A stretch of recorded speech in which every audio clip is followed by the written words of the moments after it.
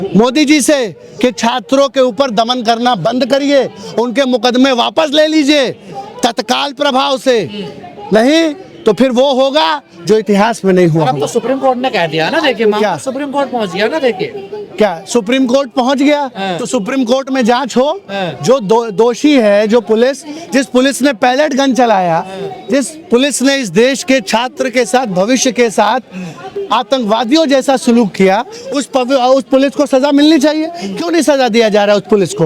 ये बताइए, निहत्थे छात्रों पर क्या छात्र आतंकवादी है, एंटी नेशनल है? हाँ? और जो आप मुझे बताएं, घुसे थे आंदोलन में, क्या उन पर कार्रवाई नहीं ये होती? तो निठल्ली नाकारी बेशर्म दिल्ली पुलिस की नाकामी है। हम तो कह रहे हैं कि क्या दिल्ली पुलिस के हाथ में मेहंदी लगा हुआ है? दिल्ली पुलिस ने क्यों नहीं उस अपराधियों का बेल कैंसिल किया? वो अपराधी क्यों खुले में घूम रहे थे? ये क्या दिल्ली पुलिस को महिलाओं और छात्रों पर लाठीचार्ज करने से फुर्सत नहीं मिली कि आज दिल्ली में, सुनिए, एनसीआरबी का डाटा बताता है कि दिल्ली अपराध प्रदेश बनता चला जा रहा है। दिल्ली में हर कोने में लूट, हत्या, बलात्कार हो रहा है, लेकिन दिल्ली पुलिस रोक किसको रही है? छात्रों को, आंदोलनकारियों को। हमको नहीं चाहिए दिल्ली पुलिस। दिल्ली पुलिस इस देश में गुनाह रोके। और जो 2800 लोगों का लिस्ट लेके आई है दिल्ली पुलिस, ये आंदोलन परस्पर चलेगा जब तक कि छात्रों को न्याय नहीं मिलता है, जब तक कि इस देश की सड़ी हुई शिक्षा व्यवस्था में सच में बदलाव नहीं होता है। अभी आपने देखा कि किस तरीके से एक धर्मेंद्र प्रधान को हटा करके और फिर से प्रहलाद जोशी को बैठा दिया।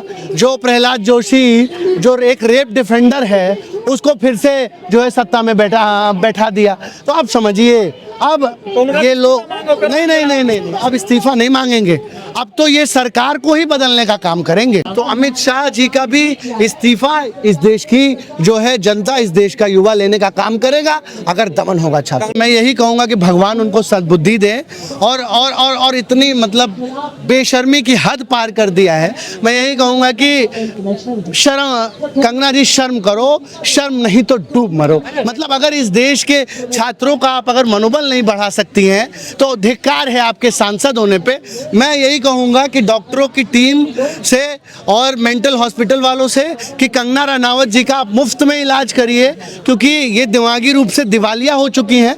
मतलब अब जब महिला ही एक महिला की चरित्र का दोहन करेगी और चरित्र को जो है दागदार बताएगी, मतलब मुझे वो याद आता है कि किसी पेड़ के कटने का किस्सा ना होता अगर उसके पीछे लकड़ी का हिस्सा ना होता। एक महिला ही महिला की दुश्मन बनती चली जा रही है। कहाँ तक कंगना रनावत को इस देश की जेंजी लड़कियों का जो है पीठ थपथपाना चाहिए कि पहली बार महिलाएं इतने नंबर में जो है घरों से बाहर निकली हैं और जवाबदेही के लिए आंदोलन किया है। कहाँ तक उनको शाबाशी देनी चाहिए। तो कंगना रनावत उनको जो है उनका कैरेक्टर असैसिनेशन कर रही है, उनको गटर छाप बता रही हैं। ये मतलब शर्म आना चाहिए कंगना रनावत। मेरे पास मतलब शब्द नहीं है कंगना रनावत को मतलब अकाउंटेबल ठहराने के लिए। देश के छात्रों को क्यों तड़पा रहे हो, क्यों परेशान कर रहे हो? आप बताइए, अमित शाह ही तो है, यही तो गृह मंत्री हैं, इनके ही आदेश के अंडर में जो है वो दिल्ली पुलिस आती है। तो दिल्ली पुलिस को किसने आदेश दिया? अमित शाह ने आदेश दिया कि इस देश के छात्रों पर पैलेट गन चलाओ। जो पैलेट गन कश्मीर में आतंकवादियों पे चलता है, जो पैलेट गन पत्थरबाजों पर चलता है, वो पैलेट गन जो है अमित शाह जो है वो असफल हो चुके हैं। अमित शाह गृह मंत्री के रूप में फेल हो चुके हैं और इसीलिए इस तरीके का दमन कर रहे हैं, अपनी पुलिस को लगा दिया है। लेकिन हम भी अमित शाह से कहना चाहते हैं कि हमारे हौसले चट्टान की तरह मजबूत हैं। तब है कितना दमन में तेरे, देख लिया है देखेंगे, जगह है कितनी जेल में तेरे, देख लिया है। सुप्रीम कोर्ट जब ये कहता है कि जिनके ऊपर केसेज हैं पहले से या कुछ आपराधिक इतिहास रहा है, उनके ऊपर तो कार्रवाई होनी चाहिए ना। नहीं, वही कर रही है सरकार भी। तो ये दिल्ली पुलिस के हाथ में मेहंदी लगी है। ये निठल्ली नकारी बेशर्म दिल्ली पुलिस सिर्फ छात्रों पर ही डंडा चलाने आता है इसको। दिल्ली पुलिस क्यों नहीं उन अपराधियों का, जो 2800 अपराधी का लिस्ट लेके आ रहे हो, उनका बेल क्यों कैंसिल कर दिए? क्यों वो अपराधी खुले में घूम रहे हैं? ये तो तो दिल्ली पुलिस की नाकामी है। अपनी नाकामी दिल्ली पुलिस मतलब दिखा रही है कि 2800 क्रिमिनल हिस्ट्री वाले लोग आंदोलन में घूम रहे थे और दिल्ली की सड़कों पे खिल रहे थे। देखिए, कानून का राज इस देश से खत्म हो चुका है। इस देश की निठल्ली नाकारी पुलिस सिर्फ अब महिलाओं और छात्रों पर जो है लाठी चार्ज करेगी। क्यों नहीं भाई, बेल क्यों नहीं कैंसिल कर दिए? ये भी जिम्मेदारी छात्रों की है क्या, लॉ एंड ऑर्डर मेंटेन करने के? अपराधी क्यों घूम रहे थे? अपराधी क्यों घूम रहे थे? तो आप समझिए मेरे भाई, अब इस देश की जनता जाग चुकी है। अब वो जवाबदेही चाहिए उसको। जो आरएसएस में महिलाओं के लिए कोई जगह नहीं है, वो आरएसएस में जो लोग हैं वो स्पष्ट तौर पर महिला विरोधी संकीर्ण मानसिकता रखने वाले लोग हैं। बृजभूषण कहाँ का है? बृजभूषण जिसने महिला पहलवानों के साथ यौन शोषण किया, इस देश की बेटियों के साथ, वो किस पार्टी से है? वो भाजपा से, आज भी भाजपा में। तो ये बलात्कारी, अपराधी, महिला विरोधी संकीर्ण मानसिकता वाली पार्टी है।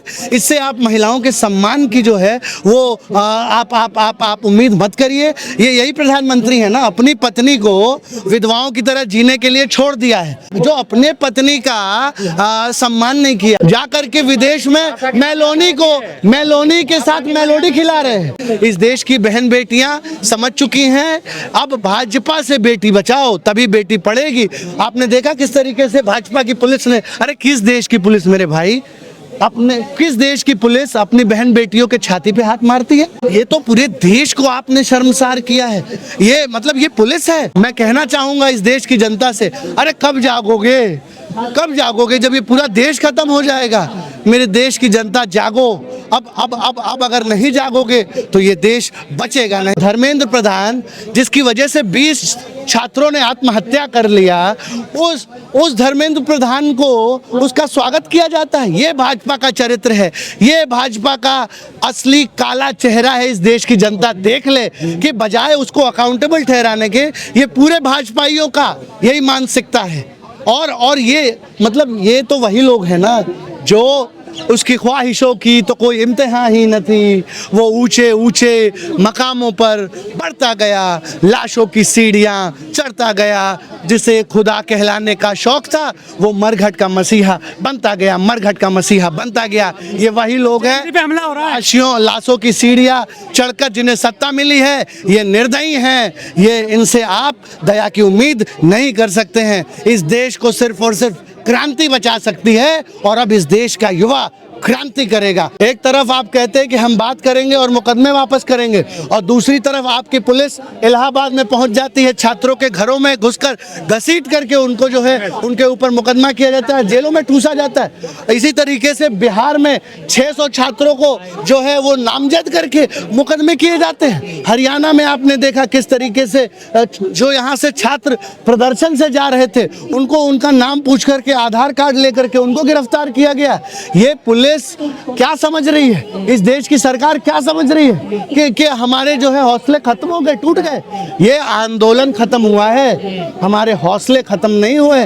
हमारे हौसले अभी भी चट्टान की तरह मजबूत। हम बैठने के लिए नहीं आए हैं, हम इस सरकार को चेतावनी देने के लिए आए हैं फिर से कि ये सरकार मान जाओ, जो आपने वायदा किया है उस वायदे को निभाओ। अगर वो वायदा नहीं निभाओगे तो हम फिर से विवश होंगे, हम फिर से। और इस बार जब विवश होंगे ना तो इस बार सत्ता छोड़ के भागना पड़ जाएगा। हम बता रहे हैं भाई, बता रहे हैं, हमारी सहनशीलता का बांध अब अगर टूटेगा तो नरेंद्र मोदी, भाजपा, आरएसएस को ये देश छोड़ के भागना पड़ेगा। हम बता रहे हैं, कुछ तो कर लो। उनका बेल क्यों नहीं कैंसिल कर रहे हो?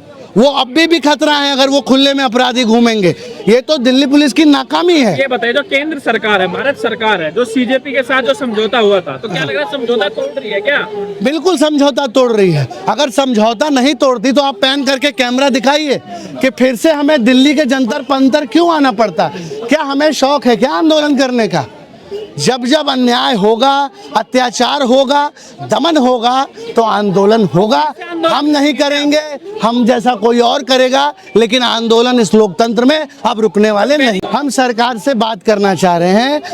हम पीसफुल लोग हैं, हम गांधी जी के रास्ते पे चलकर, अंबेडकर जी के रास्ते पे चलकर, संविधान को मान करके हम संवाद स्थापित करना चाह रहे हैं। लेकिन ये सरकार लगातार हमारे पीठ में छुरा घोंपने का काम कर रही है। ये इस देश का छात्र बर्दाश्त नहीं करेगा।